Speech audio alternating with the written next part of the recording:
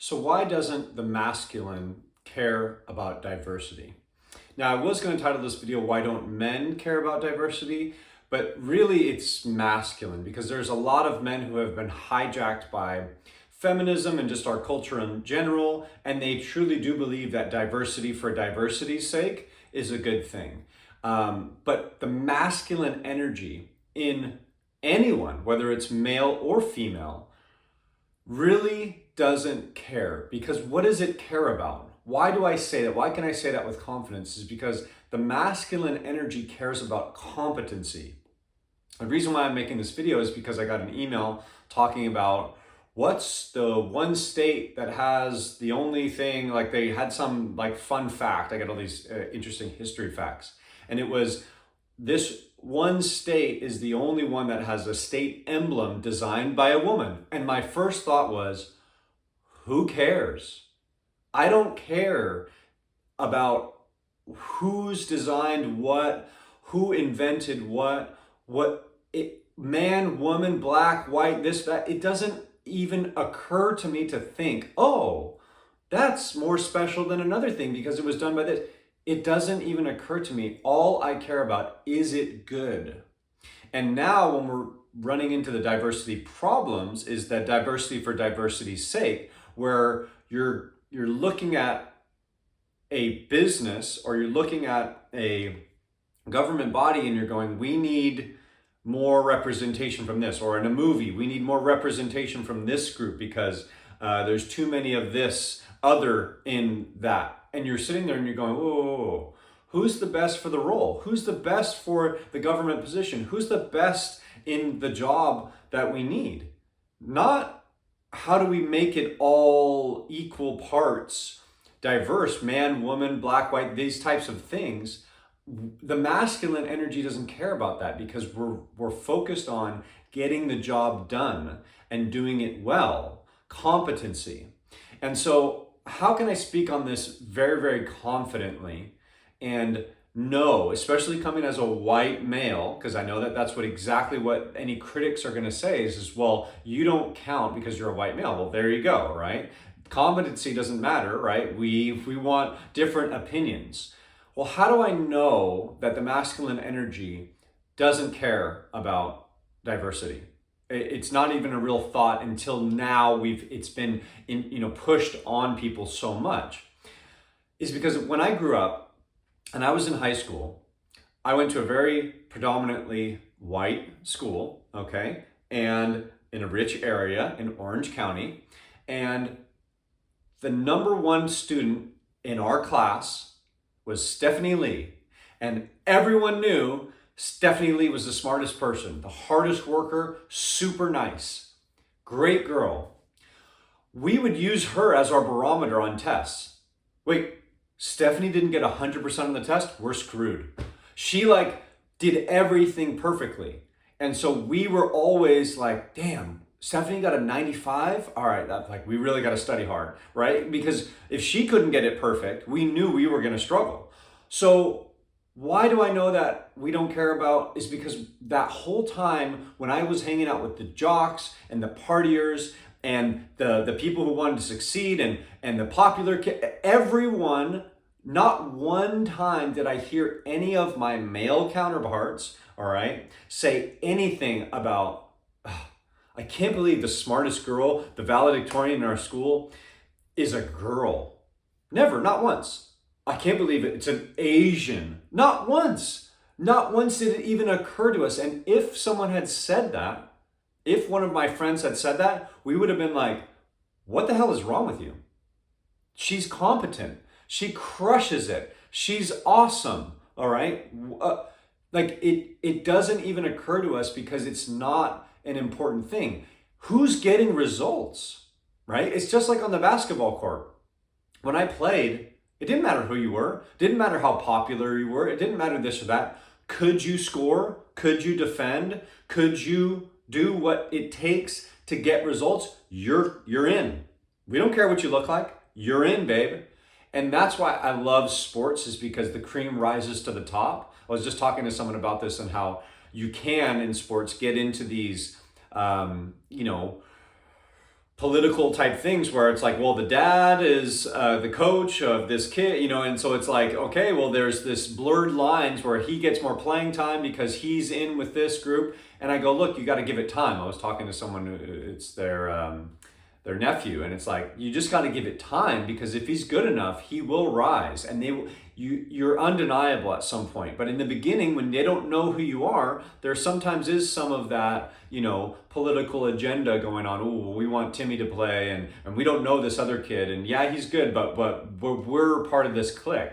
But over time, if the masculine energy is there, and this is what's one of the problems that's going on in our culture now, is anything masculine is looked down on. And this is actually where you're going to end up with the problems, is nobody has an objection with different colors and different sexes and all these diversity happening. What we care about is it happening for the right reasons? Are you putting someone in that position just because they are a different race or different sex? Or is it because they earned it, because they are the most competent, because they are the best fit for the job? And now that line has been blurred, people are much more skeptical. And this is not good, because now you can't tell the difference between someone who actually is a racist, someone who actually doesn't like a sexist, someone who doesn't like women, to someone who doesn't like other races, and someone who's just saying the truth, which is, hey, why is this person here? Someone who's racist will say the same thing. Why is this person here? Where someone like me will go, well, why is this person here? Because now that line has been blurred, where people are getting positions or people are being lifted up, not because of competency, but because of diversity. And that is a scary thing, because now you have people in positions who shouldn't be there when there's someone more qualified. And that's, like I said, that's a dangerous thing, especially in certain professions. Coming to mind, emergency situations, stuff. You want the most competent people. So when I think back on my life, and I think back about being around the most masculine, the most male-dominated, and I think back to that, and I'm going, man, nobody ever said anything about Stephanie Lee, all right? Because she was competent and she got the job done. And even if someone had said something like that, we would have been like, what are you talking about? It's like the same thing, like if a kid, if I played with, because I was constant, like playing basketball, I was the odd man out. I was the only white kid that was playing with a lot of these other people. Never did they, when I made a shot, go, I can't believe he's making shots, because they were like, no, I want him on my team, right? Because he's good. And that shows you that competency breaks through all those barriers. And this is why I believe that this forced diversity is a real detriment. Because in my life, like I was saying, I've seen diversity happen naturally, and it's a beautiful thing, because it breaks through racism. It's more powerful than racism. When I am a racist, let's just say, and I hate looking at black people, let's just say Ku Klux Klan member, but all of a sudden I become attracted to a black female, and then that barrier gets broken down, and all of a sudden now I have a kid who's mixed race. This is what happens with people. People's way of thinking that's been ingrained in them, because it's nonsense. People are better than other people for this and that. That is nonsense. It'll get broken down, but it'll happen naturally. If I force it on you, you always have this thing of, well, it wasn't natural, right? That was forced in. And this is what I truly believe is happening with this forced diversity. And like I said, it's happening with sexism as well. You're seeing a rise in these things, and there's a reason why. The reason why is because people now can look at a situation and go, they don't deserve it. They were there because they were put in that position because they were this, and that, right? And they're right. It's not that they're wrong. So now you've given this person a reason to be racist or sexist, because it's actually true. They know a person that applied for the job that had a better resume, better references, better overall fit, and they didn't get it, and you're going, wait a second, what's going on here? Oh, that's the reason why. And then they show up to the job and they don't do things as well. And you're now upset at that position. Whereas if the opposite was true, if two people applied and you were racist and you go, I want this person, I'm sexist, I want this sex to get the job. And this person outperforms them. They had better, they get the job, and then they do better. You go, man, I was wrong. I was wrong. My emotion was lying to me, was telling me that this person was a better fit because of some story I made up in my head because I was taught this in the past, right? That would be like me, again, I wasn't taught these things. So I think that's why a lot of my peers weren't taught this. And that's one of the reasons why, I get so confused when I see all of this talk about diversity today, because it was so natural. It was like, yeah, it doesn't matter. Whoever is the best, let's go. And that's what I was taught. And to see it now shift to where it's a conversation piece, where people are constantly talking about it, and we need more representation here, we need more there. And I just look at it and I go, you're building a case for racists to be born today. And I think this is why you're seeing maybe an uptick in that, because they actually have a gripe. They actually have a gripe because those things are happening. Now, to the extent, I don't know, but even if it happens one time, I'm going to then use that as fuel, right? If I'm someone who had questions and then I see that injustice happening, somebody gets the job and they weren't as competent, but it was a diversity hire, you're now you're putting kindling on that fire to go, oh, wow, this is wrong. Whereas, like I said, if the opposite happened, if things were just built off of competency, like it had been for many a year when I was growing up, Stephanie Lee's up there, all right? Not one person complained. No one ever said anything about that. And then now you force it, and then you go, I wonder what's really going on. That then builds more resentment towards that, which is not a good recipe. If it happens naturally, you go, man, even if you were someone who was inherently biased against that sex or race, you're going to have to take the L. That person was more competent. Then it might have been you. You might have been that person. You lost because they're better. You got to do better.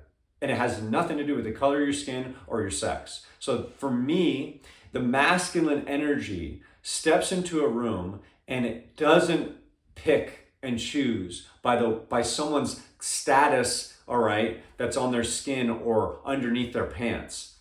What they look at is competency. I swear, if a real masculine, and this is, again, one of those things that's starting to disappear because they are trying to, rebound from that now. So now you've got this weird rebound where it's like, well, we need more men in these positions and we need to do this. And who knows where that can be applied. But the way I look at it is this: if someone is leading a town, let's just say a government, let's just say we went back to city states and there's a guy who's in there and it's a masculine man and he's sitting there and he's going, who's the best for this job? And a gay guy comes up there, or a lesbian comes up there, or a trans, or a black, or a white, or a this or that. He would not care. Even if he had preconceived notions about this person's bad or this person's bad, if the most competent person was someone that he necessarily didn't agree with, let's just say he's a hardcore religious person and he's not down with the gays, he would still say, best person for the job, you're in. That's masculinity in action, and that's what I've seen in my life.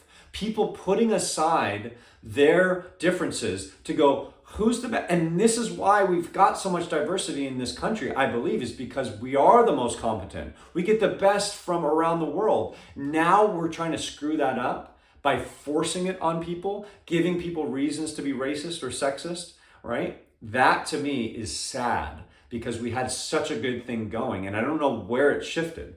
I really don't know where we went wrong.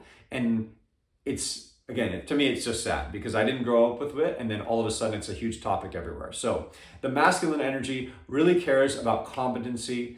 And I see that in so many different areas, but I look at what's going on today and I think we're starting to blur those lines, and it's happened, and maybe there's a rebound, and maybe that rebound is going to be negative, and maybe we'll learn from that. But that's just something that came to mind because I got that article sent to me. Anyways, that's it for today. Rant over. I'm done.